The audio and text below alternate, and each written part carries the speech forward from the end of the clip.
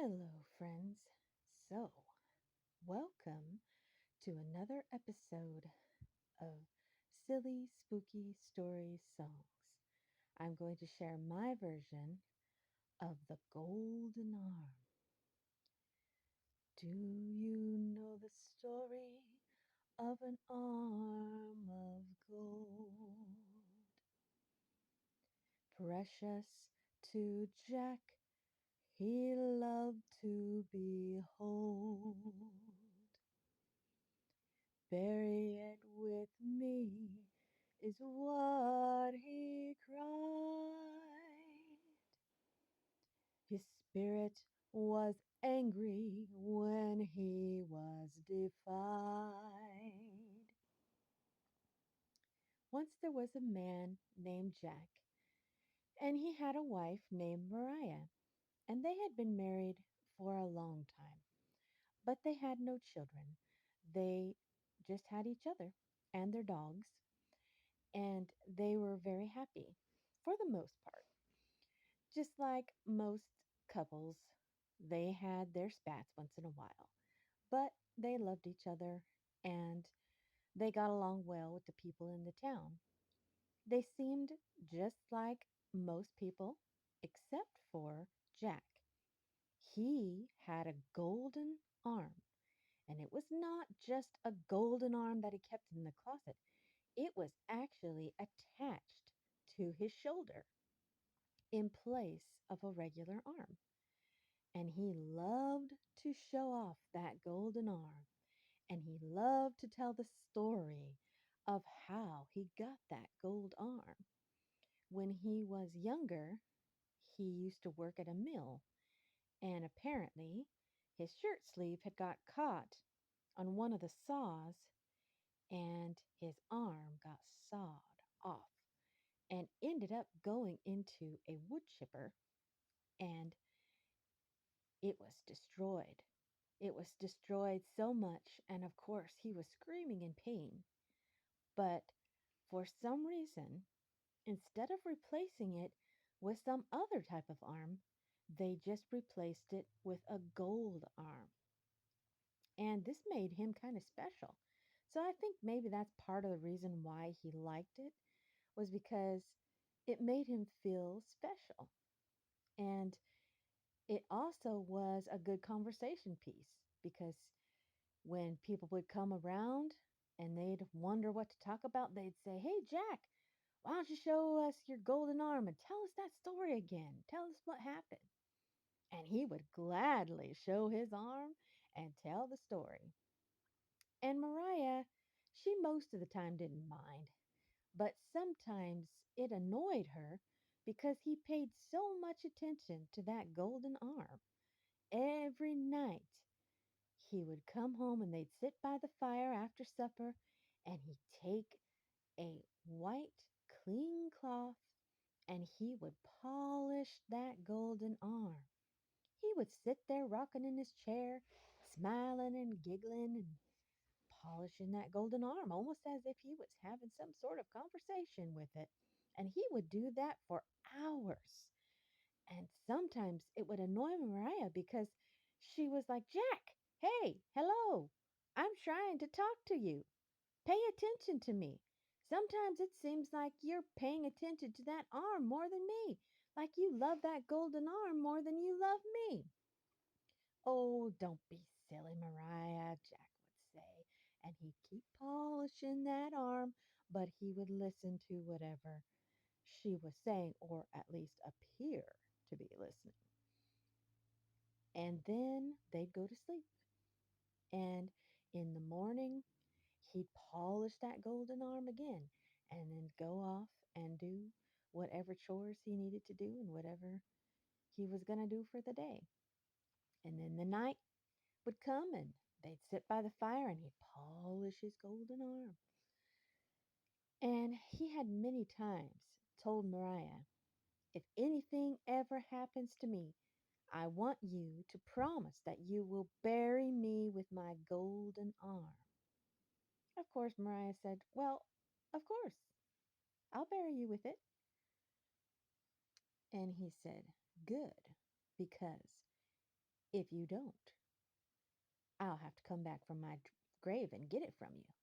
And if any grave robbers come around and think they can saw off my golden arm and keep it for themselves, well, they'll have a frightful surprise because I will come back from my grave and get it from whoever snatched it from me. Oh, you don't have to try to frighten me, Jack, said Maria. You know that I'll bury it with you. What good is it going to be to me if you're not around? And I don't even want to think about those things. That makes me kind of sad. And so they just went on about their life. But as the years went on, they started to get older and they started to get a little more feeble in their bodies. And Mariah was still pretty spunky.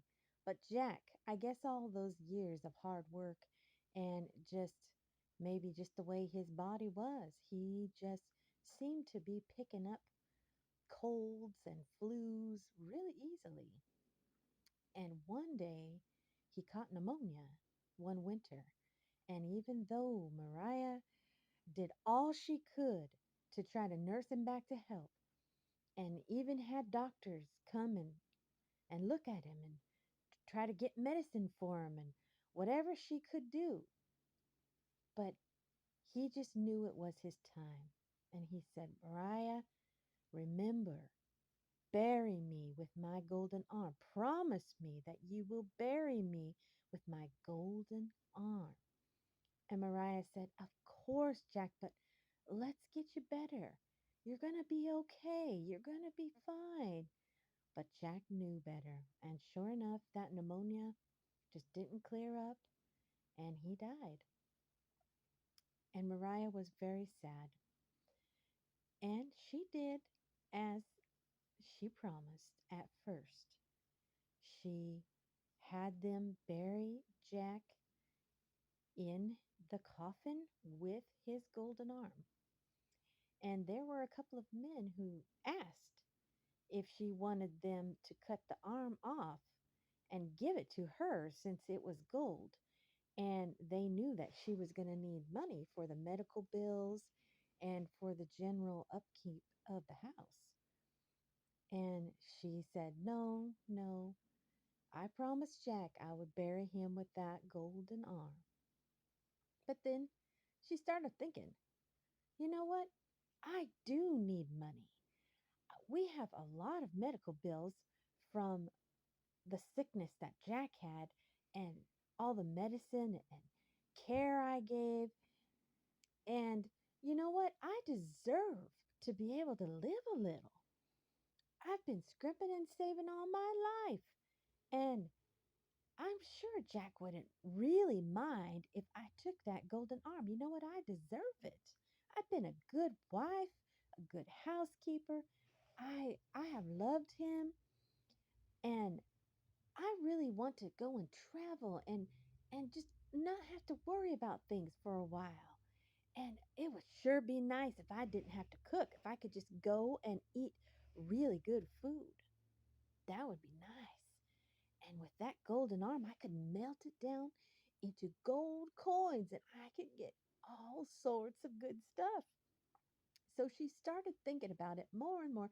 And then, before they lowered the coffin into the ground, she went to one of the men who had offered to cut the arm and give it to her and said, I've changed my mind. I decided that I do need to have that golden arm. So please cut it for me and detach it for me, and I will be very happy if you do that. And so the man did as she asked, and she took that golden arm, and they buried Jack in the ground without his golden arm. At first, it was a little sentimental. She was cradling that golden arm, remembering their talks by the fire, and watching Jack polish that golden arm. And she missed him. But then she started thinking, well, now the golden arm is mine, and I can melt it down and make all those coins, and I can go to all kinds of places and buy pretty dresses and eat good food. Oh my, that'd be nice. And she started kind of giggling and rubbing that golden arm and thinking about that. And all of a sudden, the wind kicked up, whoo, and it blew the door wide open. It startled her. Mariah almost dropped that golden arm. And she looked toward the door and she thought, oh, that's just the wind. And then all of a sudden she heard it. It was Jack's voice saying, who's got my golden arm? And she looked around. Jack, Jack, please, don't come out of your grave. You know you can't use this and I need the gold. I need it. Oh, Jack, just let me keep it. Then she heard it again louder. Who's got my golden arm? And then all of a sudden, there was Jack. He appeared in the doorway, and his shirt was all messed up, and there was dirt on him and blood on his fingernails. And he was reaching out for that golden arm. Clonk, clonk, clonk. He was walking slowly toward her, reaching for that golden arm. No, Jack, no! And Mariah clutched that golden arm, and his mouth opened, and he began to speak. Who's got you've got my golden arm? And he snatched that golden arm away from Mariah, and he ran outside and disappeared into the night. Mariah screamed and fell to the floor in a faint. The next day, the neighbors came and wondered if Mariah was all right because there had been a storm the night before and they noticed Mariah's door was wide open and she didn't usually leave her door wide open like that. So the neighbors came inside and they saw Mariah, and she was laying there stretched out by the fire on the floor. At first they thought she fainted, but when they felt her pulse, there was nothing there. She was dead.